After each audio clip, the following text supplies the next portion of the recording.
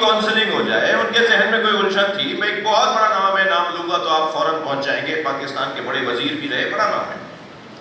اس وقت وہ کسی وزارت میں نہیں ہے, لیکن کئی دفعہ وزارتوں میں رہے, اور ان کی فیملی میں بھی بہت بڑے وزیر ہیں. ان کی طرف سے پیغام آیا کہ جی میں نماز تو ہاتھ کھول کے پڑھتا ہوں مگر سجدہ کا نہیں رکھتا, اس لیے کہ کربلا سے پہلے بھی تو سجدہ ہوتا تھا, نبی نے بھی تو سجدہ کیا, تو کربلا تو بعد میں ہوئی ہے, اور آپ کہہ رہے ہیں کربلا کی خاک پہ سجدہ کریں, تو پہلے والے سجدہ کیا کرتے تھے؟ تو ہم نے ان سے بات کی, انہیں توجہ دلائی, اور وہ الحمدللہ قائل ہو گئے. اب وہ ایک آدمی قائل نہیں ہوا, وہ 50 آدمیوں کو سمجھائے گا. تو بات لوگ سمجھنے کی کوشش کریں کہ ہمارا مطلب کیا ہوتا ہے. ایک مطلب یہ ہے. تو اس میں ہم نے جواب دیا کہ نبی کے زمانے میں بھی خاک پہ ہی سجدہ ہوتا تھا. جی, پاک خاک, حلال خاک, جائز خاک, جی, غصبی جگہ کی مٹی نہ ہو, پاک ہو.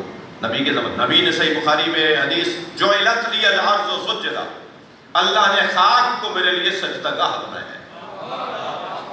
سرکار نے کبھی کپڑے پہ سجدہ نہیں کیا, بلکہ حتیٰ حضرت ابو سعید خدری کو نماز کی حالت میں ان کا امامہ پکڑ کے پیچھے کر دیا, کیونکہ ان کا امامہ زمین پہ لگ رہا تھا, پیشانی زمین پہ نہیں لگ رہی تھی. تو سرکار نے ان کا امامہ پیچھے کر دیا, اور بعد میں جب انہوں نے کہا یا رسول اللہ, تو فرمایا تمہاری پیشانی خاک پہ نہیں لگ رہی تھی. تو سرکار خود خاک پر سجدہ کرتے تھے. وہ اور بات ہے کہ اگر میرے معصوم امام نے کربلا کی خاک کو طابت الارض التی فیہا دفنتم کہہ دیا, طابہ اور طیب ہے وہ خاک جس میں اے شہدائے کربلا تم دفن. اگر میرے چھٹے امام نے اس زمین کو طیب و طاہر کہہ دیا ہو, تو خاک پر تو سجدہ کرنا ہی ہے, تو بہتر نہیں ہے کہ اس خاک پر سجدہ کر لیں جسے معصوم طیب و طاہر کہہ رہے ہیں. پھر ہم نے انہیں دلیل دی کہ کیا قرآن کی اس آیت سے یہ بات واضح نہیں ہوتی کہ ہمیں خاک پر سجدہ کرنا چاہیے؟ جب مولا علی سے پوچھا گیا کہ قیام ایک ہے, رکوع ایک ہے, سجدے دو کیوں ہیں؟ ہر رکعت میں ایک قیام, ہر رکعت میں ایک رکوع, مگر سجدے دو ہیں. تو مولا علی نے فرمایا تم نے یہ آیت نہیں پڑھی, منہا خلقناکم وفیہا نعیدکم, اسی مٹی سے بنائے گئے ہو, اسی میں واپس جاؤ گے. پہلا سجدہ تمہاری ولادت کی یاد دلاتا ہے, دوسرا سجدہ تمہاری موت کی یاد دلاتا ہے.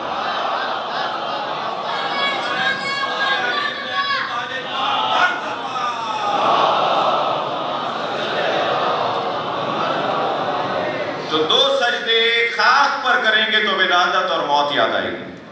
اب الفاظ یہ میرے ہیں, پہلا سجدہ ولادت کی یاد, دوسرا سجدہ موت کی یاد, دونوں سجدوں کے درمیان مختصر قیام جسے زندگی کہا جاتا ہے. اتنی سی ہے بس یہ. جب حضرت نوح سے پوچھا نا, جب آگے صاحب پوچھا نوح کتنی زندگی گزاری, 2500 سال والے حضرت نوح علیہ السلام, ان سے پوچھا کتنی زندگی گزاری, فرمانے لگے اتنی گزاری ہے جیسے دھوپ میں سے سائے میں آئے. یعنی 2500 سال جینے کے بعد بھی وہ کہہ رہے ہیں اتنی سی زندگی گزاری. تو یہ ہماری زندگیاں اتنی سی ہیں, اور اتنی مختصر زندگی استغفار پر مشتمل ہے. وہ دورانیہ دو سجدوں کے بیچ کا دورانیہ استغفر اللہ ربی واتوب الیہ. عزیزو, تو ایک سبب عقائد کا اصلاح اور ایک سبب تہذیب اسلامی, ثقافت اسلامیہ سے آگاہ اور آشنائی دینا کہ کیسے ایک مسلمان کو ہونا چاہیے. مثالیں ہیں میں نے ترک کی. اتنا عرض کروں گا کہ ہم جس نظام امامت سے جڑے ہوئے ہیں, وہ نظام امامت ہمیں بند گلی میں کھڑا نہیں کرتا, بلکہ ہمارے لیے رستے نکالتا ہے, ہماری رہنمائی کے رستے ہمیں فراہم کرتا ہے. ہم کبھی ان سے جڑنے کے بعد نظریاتی طور پر پریشان نہیں ہوتے, مادی طور پر پریشانی تو ہے. اس لیے کہ مولا نے فرمایا جو مجھ سے میری ولایت کو انتخاب کرنا چاہتا ہے وہ فقر کا لباس, پریشانیوں کا لباس اوڑھنے کے لیے تیار ہو جائے. لہذا یہ بحث ہی نہیں ہوگی کہ کب تک جنازے اٹھائیں گے, کب تک ظلم برداشت کریں گے, کب تک ہمارے ساتھ یہ ہوگا. اس لیے کہ نظریہ تقاضا کرتا ہے کہ آپ کے ساتھ یہی ہو, اور اسے خوش و خرم اور راضی برضا اور قضا و قدر سمجھ کر ہمیں زندگیاں آگے بڑھانی ہیں. البتہ خودکشی کا حکم نہیں ہے، حکمت و دانائی کے ساتھ۔ میری اور آپ کی حیثیت کیا ہے؟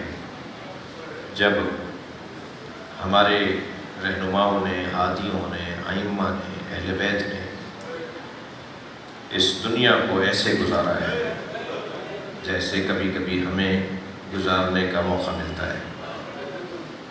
اگر مصیبت عیب ہوتی،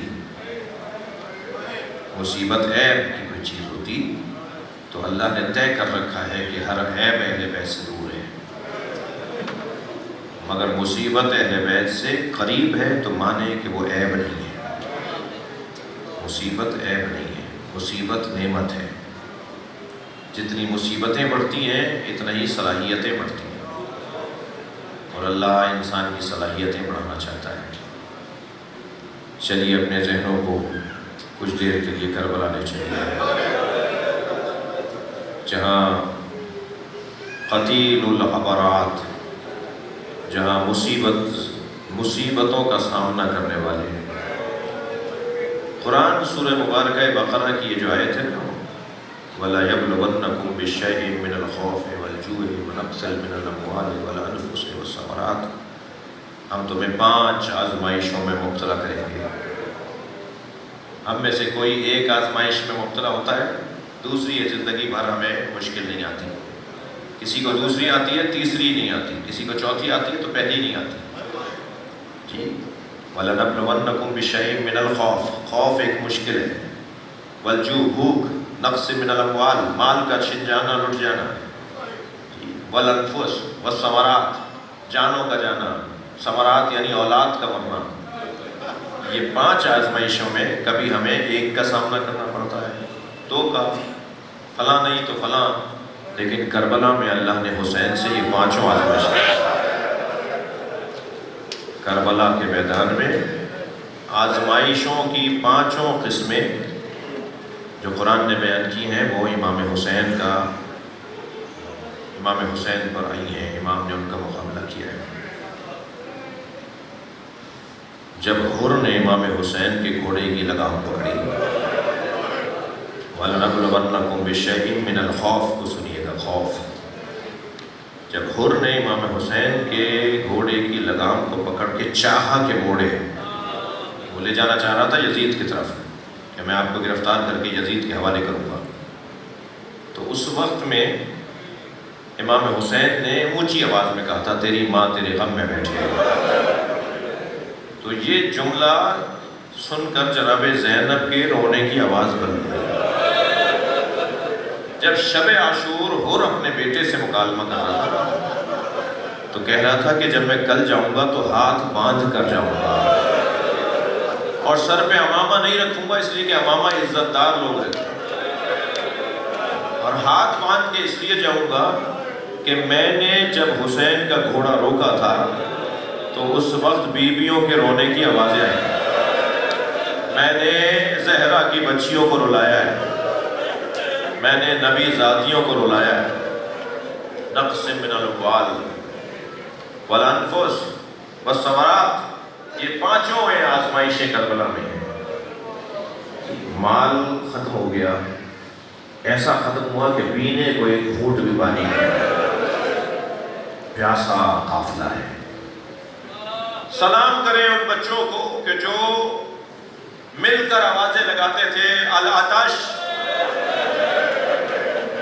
العطش، شاید کسی زندہ ضمیر تک یہ آواز پہنچ جائے اور وہ اہل بیت کے بچوں کو پانی پلا دے، مگر عزاداروں، مولائیوں، سلام کریں ان بچوں کو۔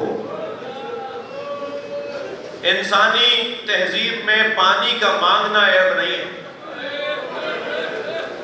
مثلا میں کسی سے پانی مانگوں، کوئی نہیں کہے گا یہ بھیک مانگ رہے ہیں،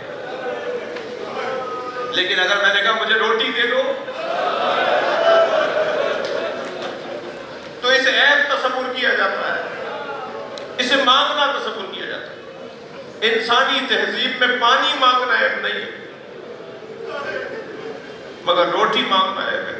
سلام ہو ان بچوں پر، یہ جتنے پیاسے تھے اتنے بھوکے بھی تھے،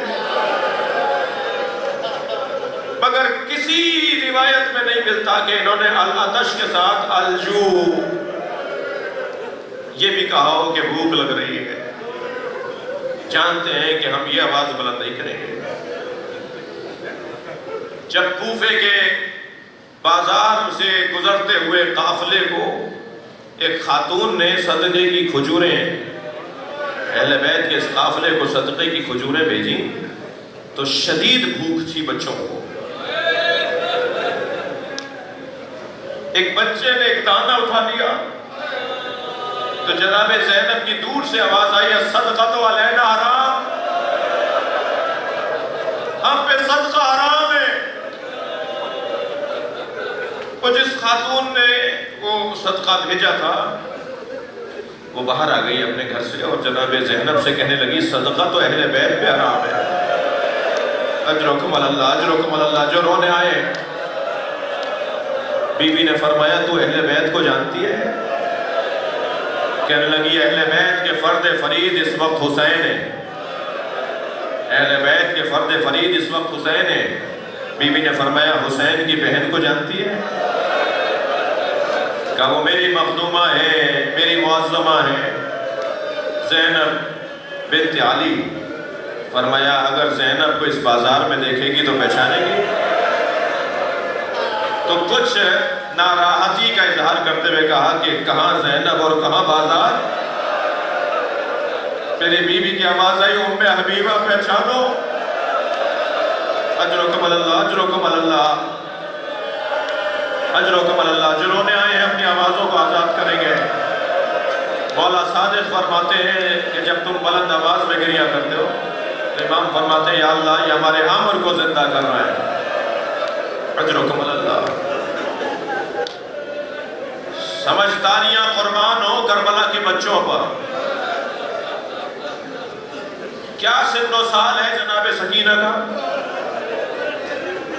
سب جانتے ہیں، ہزاروں دفعہ آپ نے سنا 4 سال کا سن ہے. معمولاً 4 سال کی بچیاں اپنے بابا کی گود میں آتی ہیں، مائیں ان کو کپڑے بدلواتی ہیں. 4 سال کا کیا سن ہوتا ہے؟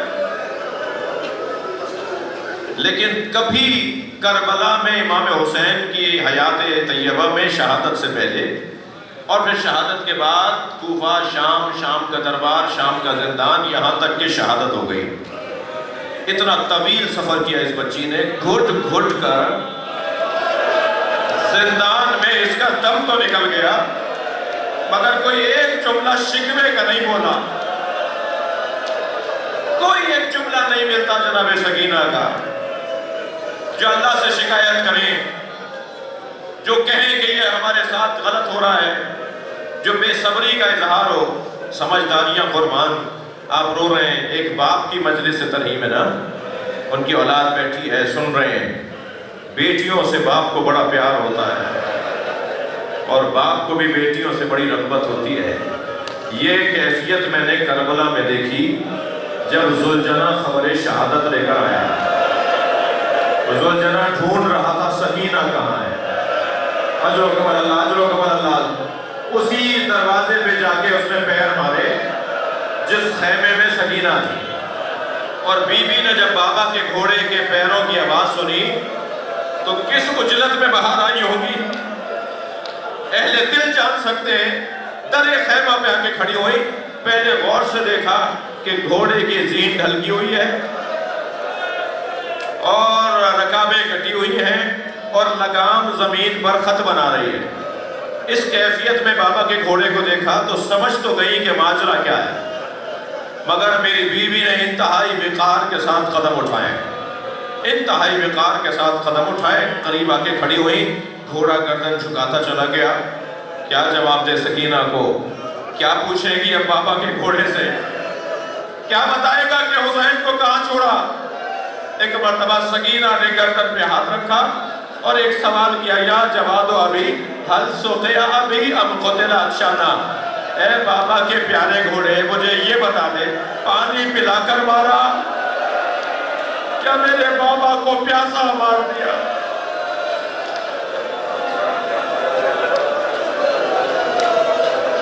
اللہ لعنت اللہ علی فسيعلم الذين ظلموا أي منقلب یا اللہ ان آوازوں پہ رحمت نازل فرما، مرحوم و مغفور کے درجات کو بلند فرما، کوتاہیوں سے درگزر فرما، امام زمانہ کے ظہور میں تاجیل فرما۔ رحم اللہ من قرأ الفاتحہ۔